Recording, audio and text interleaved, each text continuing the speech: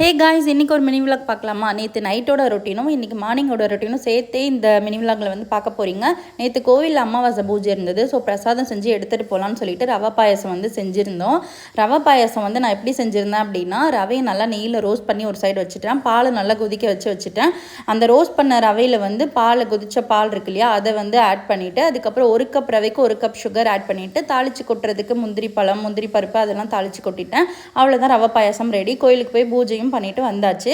இன்னைக்கு மார்னிங்கோட பிரேக்ஃபாஸ்ட் பார்த்தீங்கன்னா ராகி கூழ் பண்ணியிருந்தேன். அதுக்கப்புறம் லஞ்சுக்கு பூண்டு சாதமும் அவரைக்காய் பொரியலும் தான் பண்ணியிருந்தேன். காம்பினேஷன் கொஞ்சம் செட் ஆகலை, உருளைக்கிழங்கு வேணான்னு சொல்லிட்டு நாங்கள் இதை பண்ணிட்டோம். பரவாயில்ல இருக்கட்டும்னு சொல்லிட்டு அதுக்கப்புறம் பாப்பாவோட பிரேக்ஃபாஸ்ட்டுக்கு வந்து இடியாப்பம் தேங்காய்பால். ஒரு வழியாக ஒரு வாரம் கழித்து இன்றைக்கி மாவு போட்டுடலான்னு முடிவு பண்ணி இன்றைக்கி ஒரு வழியாக ஊற வச்சுட்டேன். காலையில் சமைக்கும் போதே அந்த வேலையை பண்ணிட்டேன். நான் வந்து வாரத்துக்கு ஒரு நாள் மாவு ஆட்டி வச்சுருவேன். ஸோ அதிலேருந்து தான் யூஸ் பண்ணிக்குவோம்.